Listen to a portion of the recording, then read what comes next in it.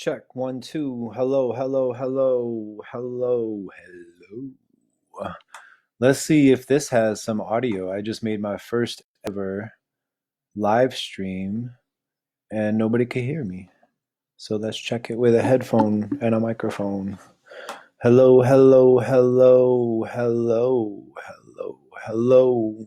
Can you hear me? Can you hear me?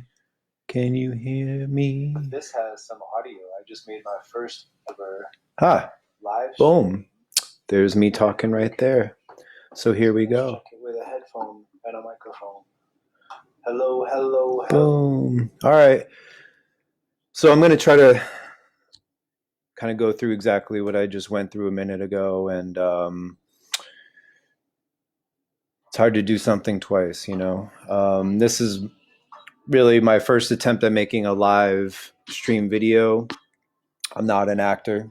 I'm not paid to say these words, and I don't even really know what I'm going to say per se. So, my name is Jacob. You obviously, if you've clicked on this, if you are watching me speak right now into this camera, you know, getting little messages from people, cool, so you can hear me. So basically, here's the deal. Today, I posted a GoFundMe page so that we could set up a vegan, vegetarian, free donation-based soup kitchen here in Syracuse, New York.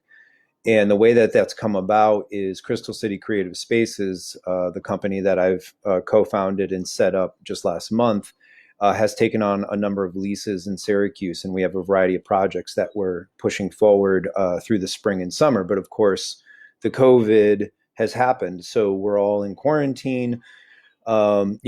Critical, services are being kept alive in our community. But then there's this sort of gap in knowing as to who as an individual, who as a business, who as an industry is a critical service provider. So, knowing a lot of people in the restaurant industry here in Syracuse, knowing a lot of, folks who have cafes and who are caterers and farmers and producers of food, it's incumbent upon us to stay, vigilant and stay sort of on point as to, how we can best serve the people around us in our community. Food security is A1A. You're right there next to, medicine, hospital care, medical care. If we can't provide food for people in our community, then, we're all shit out of luck.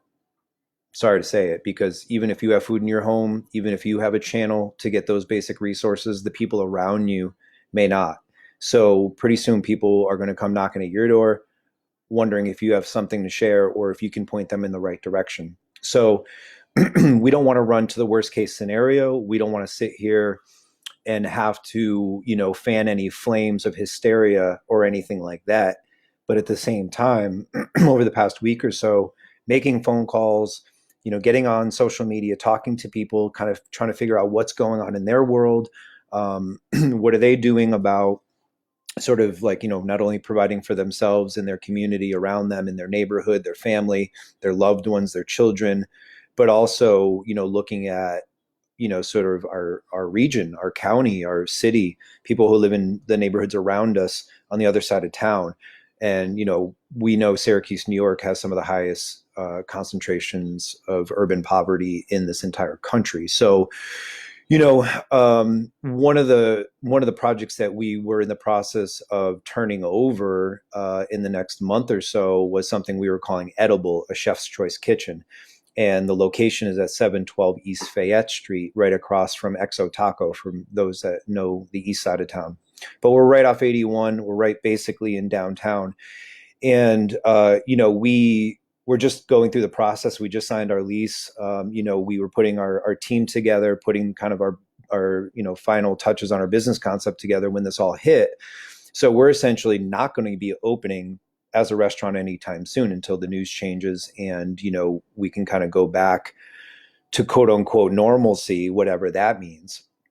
So, our group, who are some of the most talented, cooks and chefs and people in the food industry here in the Syracuse area, are sitting there lamenting this idea that we have, 1,700 square feet, that we have refrigeration, we have, opportunity to make food, store food, prep food, receive food, Again, our whole concept for the kitchen was a slow food eatery, micro seasonal, sort of what's for dinner, as it were. So instead of being a restaurant that's already been open and is now downsizing and removing staff and laying people off and stuff like that, what we're trying to do is to say is we've got a core facility, a vanilla box, as it were, that at least a month ago was certified for food service, so we could get our permits, take care of our county health situation, and whatever other things that we need to do to be able to lawfully serve people food out of our front door. So anyway, I don't want to take a whole lot of time. I made a video just a minute ago without any audio, so thank you again. If anybody is watching this, I let's see, I don't know.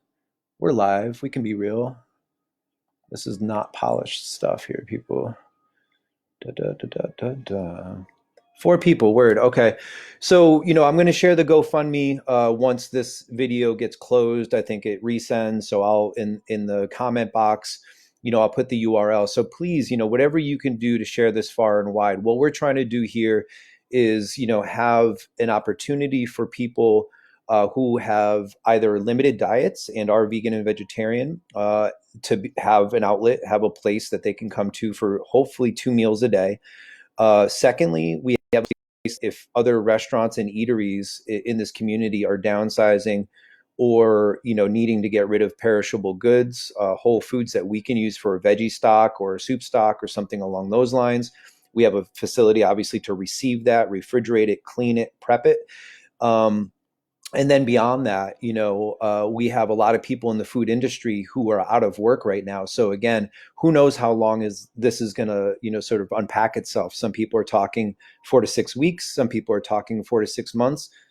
Some are talking 12 to 18 months. So again, rather than shuttering our doors before we even opened, the whole idea is that we could provide an opportunity for our community, those outside of the food industry and those within the food industry, to come together, to at least utilize the asset that we have, the machines that we have, the power that we have running through it, the refrigeration, the cooling, the water, whatever it may be, the prep stations, our smallwares, we can cut, we can store, we can steam, we can, do whatever needs to be done. And all of our brothers and sisters out there that are shutting their restaurants down, we understand. So maybe this is an opportunity to take on a volunteer basis some of that staff from other restaurants that are, again, extremely talented in what they do, to put in some hours, help us make some food, get it out in the community.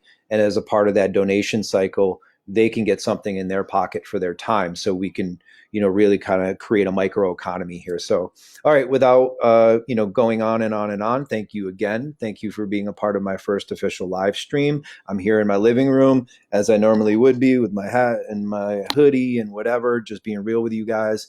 So, hit the GoFundMe. Share it, as little as $10, $5, $20 would help us get to where we need to go. And then we can start serving some delicious food for this community that we love. Peace.